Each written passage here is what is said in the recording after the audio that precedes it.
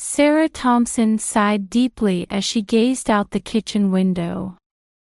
She had just turned 38, and while she should still feel young, today she felt terribly tired. Outside, her 10-year-old daughter Emily was playing basketball with her husband Michael. Sarah smiled at the sight. "Mom, watch this." Emily's voice rang out. She dodged her father and scored. Michael was 40, but when playing with his daughter, he seemed to turn back into a boy. Sarah took a sip of coffee before heading to the living room. There, her mother-in-law Martha was quietly watching TV. Martha, who had recently lost her husband George, seemed to be sinking into grief. "Martha, would you like some coffee?" Sarah asked gently. Martha nodded slightly. "Thank you, Sarah. You're always so thoughtful." Sarah sat down next to Martha as she handed her the coffee. "Were you thinking about George?" Martha answered with a distant look in her eyes. "Yes, I still can't get used to life without him. After more than 40 years together." Sarah gently squeezed her mother-in-law's hand. George's death had deeply affected the entire family. Martha, in particular, was struggling to overcome the grief of losing her husband. At that moment, Michael and Emily came into the house. "Mom, Grandma, look. I beat Dad," Emily reported happily. Michael laughed as he wiped away his sweat. "This kid's really gotten good. I'm no match for her anymore." As the family conversation continued, Sarah remembered tomorrow's plans. "Oh, that's right. We need to start sorting through George's belongings tomorrow." At those words, the room's atmosphere froze for a moment. Martha said in a small voice, "Yes, it's been a month already, hasn't it?" Michael, immersed in memories of his father, said, "Dad's room is still untouched. We need to sort it out." Emily asked curiously, "Are there a lot of Grandpa's mementos?" Sarah stroked her daughter's head as she answered, "I'm sure there are. Grandpa was the type to carefully keep all sorts of things." The family spent a quiet evening, each harboring their own thoughts about tomorrow's task of sorting through the belongings. The next morning, Sarah woke up early and started preparing breakfast. Today was the day to sort through her father-in-law George's belongings. It was a big job for the whole family to tackle. "Good morning, Mom." Emily appeared in the kitchen with a sleepy face. "Good morning, Emily. Did you sleep well?" Sarah asked as she handed her daughter a glass of orange juice. Emily answered while stretching big, "Yes, but I woke up too early. I'm curious about Grandpa's room." Soon after, Michael and Martha also woke up. While having breakfast, the family discussed today's plan. "Let's start with the study," Martha suggested. George spent a lot of time there. Everyone agreed, and they started working right after breakfast. When they entered George's study, books, documents, and mementos were crammed everywhere. "Wow, Grandpa had so many books," Emily exclaimed in admiration. Michael looked around the bookshelf nostalgically. Dad loved reading. The family divided up tasks and began sorting. Sarah was in charge of documents, Michael books, and Martha small items. Emily was assigned to organize the contents of her grandfather's desk drawers. About an hour into the work, Emily's voice suddenly rang out. "Hey, everyone! Look at this!" As the family turned around, Emily was holding a large leather-bound album. "It looks really old." Sarah walked over to her daughter. "Wow, what a beautiful album. It might have photos from when Grandpa was young." The whole family gathered around Emily and opened the album together. As they turned the yellowed pages, old black and white photos appeared one after another. "Oh, is this Martha?" Sarah pointed. The family smiled at the sight of a young Martha. As they turned the pages, Emily suddenly gasped. "Hey, is this me?" Sarah peered at the photo. There was indeed a girl who looked exactly like Emily. The same bright eyes, the same smile, and the same distinctive nose shape. But Sarah looked at the back of the photo.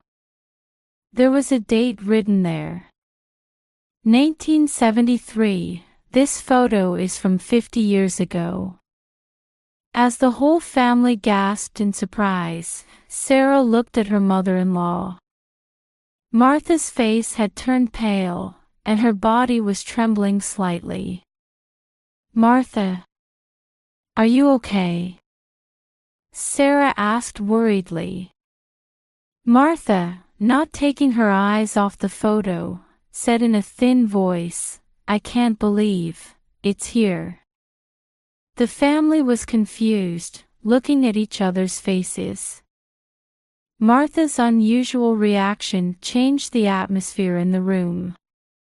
What secret could be hidden in this old photo? As a heavy silence fell over the room, Martha's trembling hand reached for the photo. Her fingertips gently caressed the girl's face as if stroking it. "Martha, who is this girl?" Sarah asked quietly. Martha took a deep breath and slowly closed her eyes. When she opened them again, there was a look of determination in them. "This girl is my sister." Her name was Carol Harrison. Martha's voice was hoarse. "Sister?" Michael exclaimed in surprise. "Neither Dad nor you ever mentioned having a sister." Martha smiled sadly. "Yes, our family hasn't spoken about Carol for many years." Emily asked curiously, "Why? If she's Grandma's sister, wouldn't that make her my great-aunt?" Martha heaved a deep sigh. "Yes, Emily. But Carol is no longer in this world." Silence spread through the room again. Sarah placed her hand on her mother-in-law's shoulder and gently prompted, "Martha, would you like to tell us? Please, teach us." Martha slowly nodded. "Yes, there's no need to hide it anymore. Carol died in an accident in the summer of 1973. "An accident?" Michael asked quietly. Martha nodded slightly. "Yes, an accident at the lake." Since that day, our family stopped talking about Carol. "But why?" Sarah asked curiously. Martha answered, choosing her words carefully. "Back then, it was different from now. A tragedy in a small town quickly became gossip. My parents wanted to protect the family from those rumors. And I..." Her voice trailed off. "And you, Mom?" Michael prompted. Every time I remembered that accident, my chest would tighten. So I became afraid to talk about Carol. Tears glistened in Martha's eyes. Sarah gently squeezed her mother-in-law's hand. "Martha, it must have been a really painful experience." Emily, staring at the photo, said, "But she looks just like me." Martha smiled and replied, "Yes, you look very much alike. I guess blood will tell." Michael said with a confused expression, "But why all these years? Dad never mentioned having a sister either." "George understood how I felt," Martha explained. "He promised to wait until I was ready. But before that chance came..." Her voice choked up. The family listened to Martha's story, perplexed by the suddenly revealed secret. The truth that had been hidden for many years was gradually coming to light. That night, after the children had gone to bed, Sarah, Michael, and Martha gathered in the living room. On the table lay the album they had found earlier that day. Martha slowly opened the album and gazed at Carol's photo. In the summer of 1973. We were spending our summer vacation at the lakeside cottage with our parents, as usual. Sarah and Michael listened quietly. Martha's voice trembled slightly, as if calling up distant memories. "Carol was 14, and I was 16, Martha continued. "That day was especially hot, so we decided to swim in the lake. Our parents had gone shopping in town, so we were alone." Martha took a deep breath and continued. "At first, it was fun. But then we started arguing." She closed her eyes, seemingly trying to face the painful memory. "What were you arguing about?" Michael asked quietly. Martha shook her head. "Now, it seems so trivial. I think it was about a boy. We had both fallen for the same boy." Her voice was tinged with regret. "I said something mean. Carol, crying, got into a boat alone and rowed out to the middle of the lake." Sarah gasped. "And then..." "Yes." Tears glistened in Martha's eyes.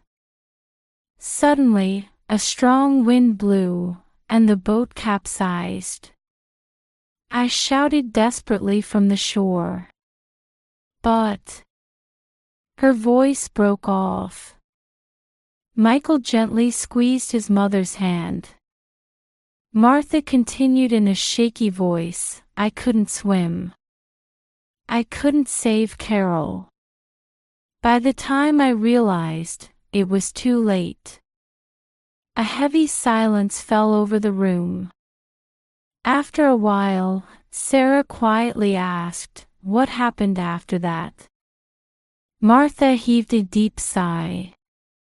"Our parents came back, and immediately called the police and rescue teams. But Carol's body wasn't found until 3 days later. That must have been a truly painful experience," Sarah said, looking at Martha with sympathetic eyes. Martha nodded slightly. "The whole town was buzzing with rumors about us. Why did she leave her sister alone? Why didn't she help?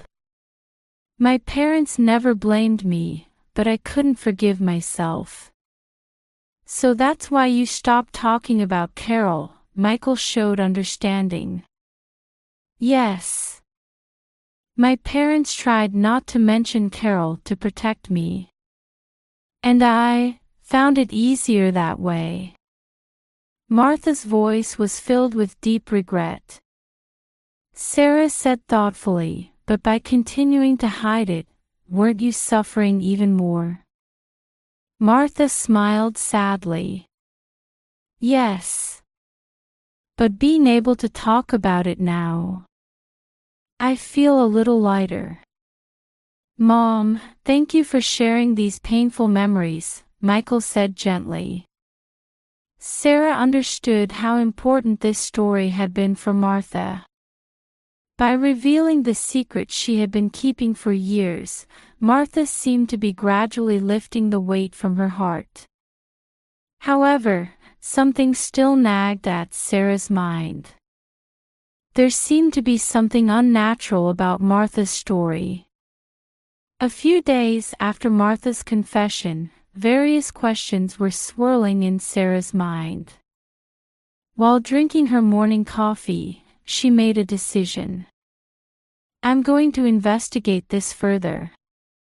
That day, Sarah headed to the local library.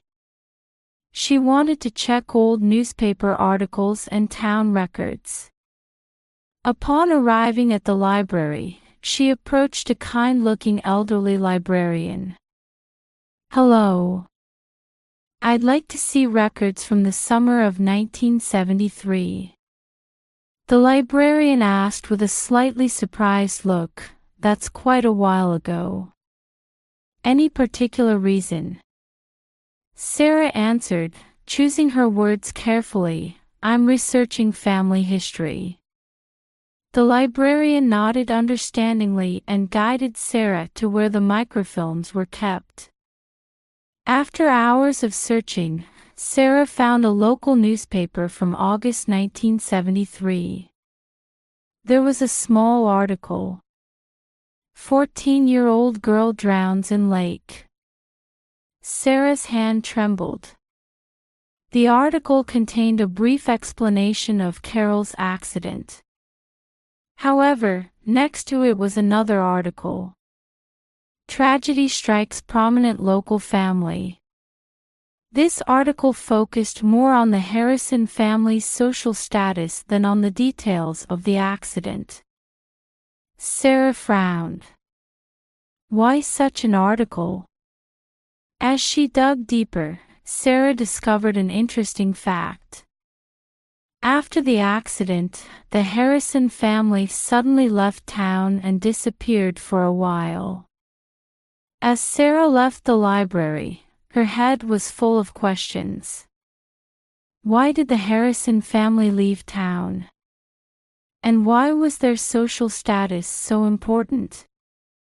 On her way home, Sarah stopped in front of an old building. It used to be the police station. Maybe. Sarah gathered her courage and went inside. It's now used as a museum, but old records might still be kept there. Luckily, a kind curator agreed to show Sarah the old police records. With nervous hands, Sarah opened the records from 1973. There, she found a shocking testimony.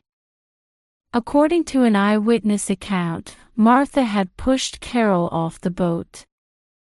Sarah gasped. No way. In her mind, all the pieces started to rapidly fall into place. Martha's guilt, the family's sudden move, the newspaper article emphasizing their social status. Everything started to make sense. Sarah rushed home. She had to tell Michael about this discovery. However, she couldn't imagine how this revelation would affect the family. That night, after the children had gone to bed, Sarah called Michael to the study. Michael felt uneasy seeing the seriousness in her expression. What's wrong, Sarah? Sarah took a deep breath and told him everything she had discovered. The police records, the eyewitness testimony, and the conclusion she had drawn from it all. Michael's face gradually turned pale. That's impossible, right? I don't want to believe it either. But the evidence is too clear, Sarah said quietly. Michael suddenly stood up and started pacing around the room. Why would Mom do such a thing? His voice was a mix of anger and confusion. Michael, calm down. Sarah put her hand on her husband's arm. How can I calm down? Michael's voice rose. Mom has been lying all this time. Aunt Carol. He choked on his words. At that moment, the door slowly opened. Martha was standing there. Her face was wet with tears. I heard everything. Martha's voice was shaking. Michael stared at his mother and said with eyes full of anger, Is it true? Aunt Carol. Martha slowly nodded. Yes, it's true. She collapsed into a chair. That day, I was crazy with jealousy. Seeing Carol getting close to the boy I liked. You killed your sister for such a reason. Michael shouted. Michael. Sarah tried to stop him, but it was already too late. Martha covered her face with her hands. I don't understand it myself. At that moment, my mind went blank. When I came to my senses, Carol was already in the water. She began to cry violently. A heavy silence fell over the room. Michael was shaking with anger and sadness, while Sarah looked at them both, at a loss for what to do. Now that the truth hidden for so many years had come to light, no one knew how this family should face it. The day after the truth was revealed, a heavy atmosphere hung over the Thompson household. Michael refused to speak to Martha, who had locked herself in her room. Sarah was running back and forth between family members, trying desperately to improve the situation. Michael, please. Try talking to Martha, Sarah pleaded with her husband. Michael shook his head. I can't right now. Not after. He choked on his words. At that moment, Emily entered the living room with a worried face. Dad, what's wrong with Grandma? Why does everyone look so sad? Michael and Sarah exchanged glances.